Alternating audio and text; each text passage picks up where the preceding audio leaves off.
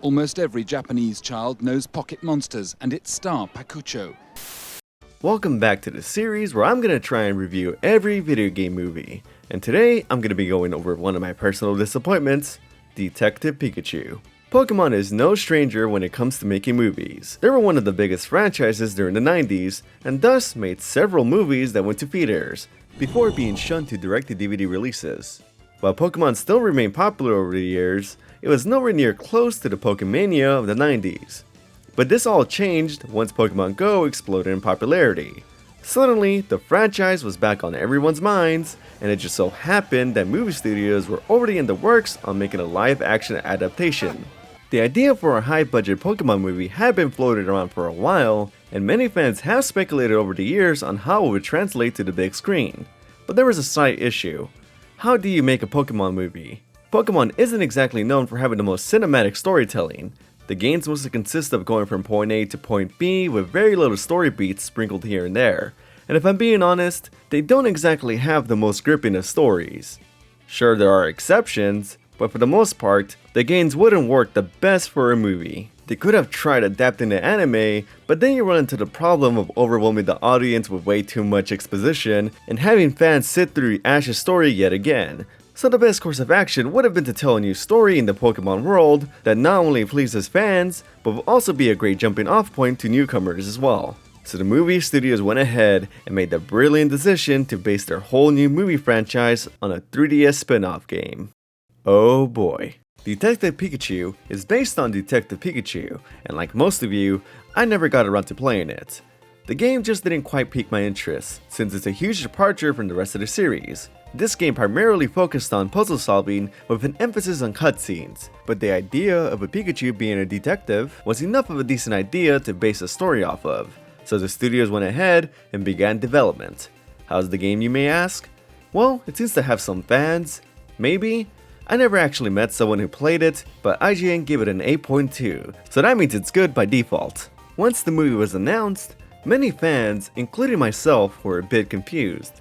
For one, the Detective Pikachu game was still a Japanese exclusive, with the port not being released until 1 year before the movie was set to release.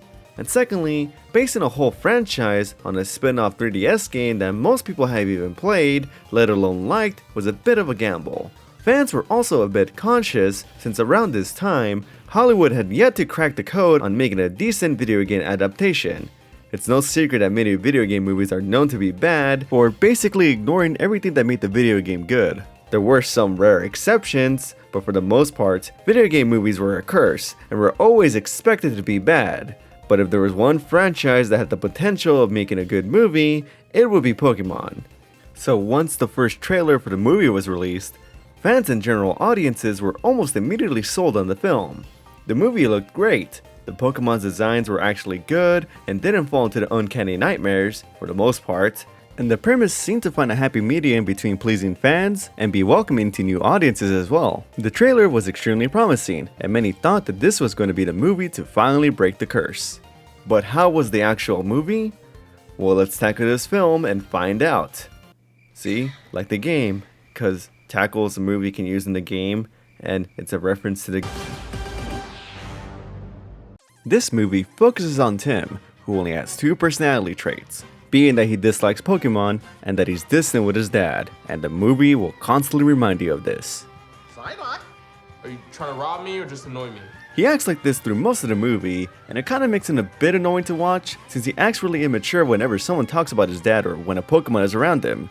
Sure, it's a bit justified with his dad not being present, but he just acts like a huge asshole to everyone he meets. You are anything like your dad.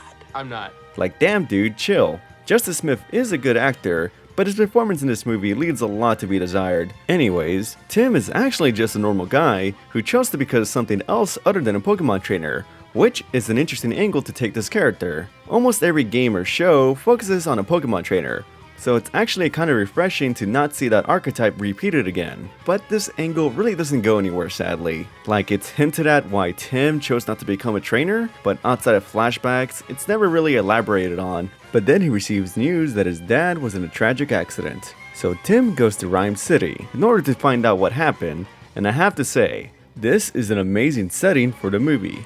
The filmmakers really took advantage of making Ryme City a truly realized and lived-in world. It gives this movie a lot of character right off the bat. There are so many details sprinkled in that gives the feeling that they truly cared. I love how there are some Pokemon who are doing mundane jobs, like the Machamp guiding traffic, or even the Squirtles working with the firemen. I especially like some of the callbacks to the games, anime, and even the Pokedex entries that didn't need to be included, but do give this world so much more life.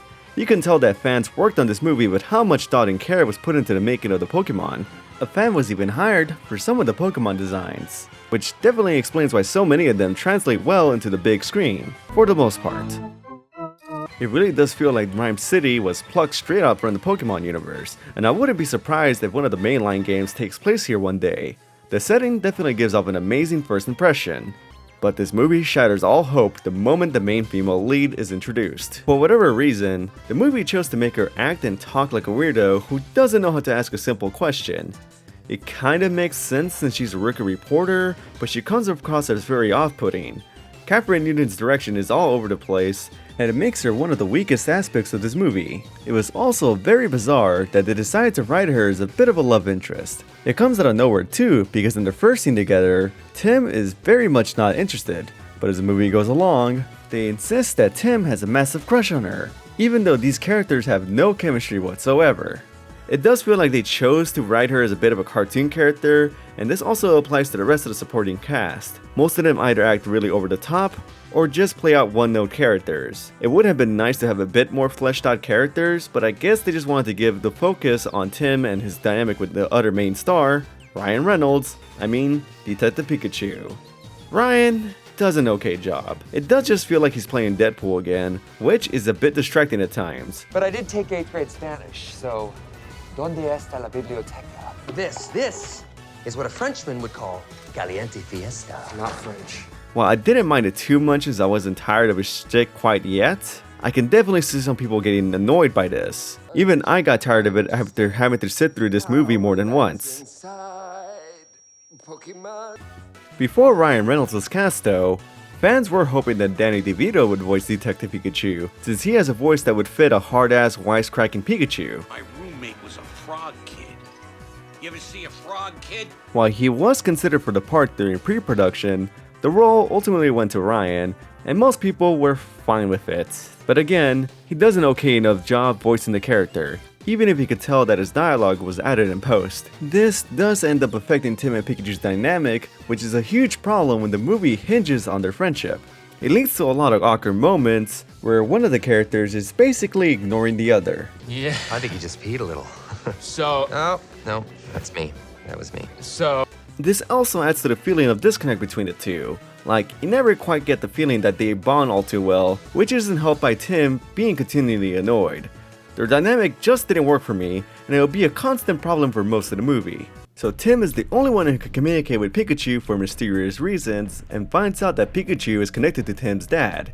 The only problem being that Pikachu is suffering from a very mild case of serious brain damage and has no memories of what happened to Tim's dad the night of his disappearance. After being attacked by a pack of drugged up Apoms, Tim and Pikachu team up to investigate what really happened to Tim's dad. So it's off to solve the case, and they do this by doing a boring side quest that leads nowhere. It's strange because up to this point where the mystery is introduced, the pacing was fine, but once they begin to mystery itself, the pacing almost immediately has a nosedive. The movie really does just go into side quest mode, and it kinda goes from scene to scene with no sense of flow. Like they go from interrogating a Mr. Mime that they just so happen to run into, to a Pokemon battle scene that just kinda ends with no connection to the rest of the story. It's very jarring. But the biggest issue of this movie is that it doesn't do a good job of telling its mystery. For most mystery movies, they usually like to have the mystery be the focal point of the movie, with most new scenes having clues sprinkled in and solving them that helps them get to the next scene. You know, things to get the plot moving. But this movie forgets all that by just having them be told where to go next. They are told where to go by Mary, told by Bill Nye where Mewtwo's location is, told once again where to go by Susan, etc. Tim and Pikachu kinda suck as detectives, and it makes it all the more frustrating when the case itself isn't all that engaging to begin with. It's also funny that Sophia is more prone to solving the case than Tim, who should be a little bit more invested, but I guess he is having more fun torturing a Mr. Mime. So I'm gonna try and explain the mystery because despite how lame it is, it's a little convoluted if you don't pay close attention. At the beginning of the movie, we see Mewtwo escape a facility, then blow up Tim's dad's car. But later it's revealed that Pikachu was in said explosion and thinks that Harry, Tim's dad, is alive. But due to a convenient case of amnesia, can't seem to figure out where to go. Then we learn that there's this drug that roids up Pokemon, which makes them act more animalistic and violent towards humans, called R. Yes, just R. They really couldn't think of something more creative, huh? Anyways, R was a case that Harry was working on, and it's being distributed around the city to make Pokemon stronger in illegal underground Pokemon battles. Which is a super cool idea, but this story thread is dropped after the Pokemon fight scene and not really brought up again. Not even the over-the-top bouncer dude has any story relevance after this. You would have thought this would help with the mystery aspect, but not really. It just becomes a dropped story thread. Sure, the bouncer brings up the fact that a person named the Doctor made R, but even that is kinda brushed aside. After being arrested, the police captain reveals to Tim that his dad really is dead, showing footage of his car crash, which would have been really important information to tell Tim, but I guess he doesn't need to know that his dad died. And just as the case seems closed, some rich dude tells Tim that actually Harry was hired by him to solve the case of the R. Harry got too close to solving the case and was then kidnapped by Mewtwo, and also the rich guy's son created the R. It would have been nice if our heroes learned this information more organically, but I guess having the info dumped all at once works out better. Since our detectives haven't bothered to do any investigating themselves, Where are we going? I don't know. they instead ask Susan to point them to the next destination, which turns out to be the research lab where R was made, and just so happens to have enhanced Pokemon. This is honestly a very neat and creepy idea. It would have been cool if we saw these enhanced Pokemon throughout the plot of the movie, maybe even see some of them at the underground battle, or maybe show them causing problems for our detectives and thwarting their investigation. But I guess they only really show up for this one extended action sequence and never use them again. After they're nearly killed by a horde of Gigantamax Torterras, they stumble on a group of Bulbasaur who conveniently lead them to Mewtwo. So Mewtwo explains that they were being experimented on to create R, and the enhanced Pokemon, but escapes thanks to the help of Pikachu. But just as they were about to explain why, Mewtwo is then stunned by a group of robots and taken into custody by the rich dude's son. So I guess the strongest Pokemon is no match for a group of robots, which just feels wrong. But because Pikachu thinks that he's the one who betrayed Harry, he abandons Tim, causing him to confront Rich Guy's son alone. So when Tim goes back to Ryme City to tell the rich guy what happened, the rich dude is then revealed to be the true bad guy all along. And this is where the story truly goes off the rails. He reveals his super evil plan, being that he wants to merge with Mewtwo so he can forcefully turn humans into Pokemon. Okay. The rich guy also invented R because it helps Pokemon merge with humans through the power of violence. Yeah, that checks out. And he rigged the entire city with Pokefloats full of R, which would then expose all the Pokemon in the city and allow the rich guy to turn everybody into Pokemon, which is so damn convoluted, but I guess you have to find a way to work in the drug into the story somehow. This part of the story really feels like it comes out of nowhere. Like, nowhere in the story is it hinted at that this was the ultimate goal of the bad guys. Sure, the rich guy talks about evolution, but I didn't think that that literally meant turning humans into Pokemon. Then it's revealed that the rich guy's son was not his son at all, but rather an enhanced Ditto, and okay, I'll give you that one. That was actually a cool twist that was foreshadowed fairly well. It looks absolutely terrifying. Then Pikachu just stumbles into the car crash scene, and conveniently remembers that Mewtwo is actually innocent and didn't betray Harry after all. So if you're following all of that, the characters just kind of stumble along the plot as the mystery unravels itself. In fact, the only detective scene that happens is right before the big dumb action sequence. You know, right before the movie is almost over.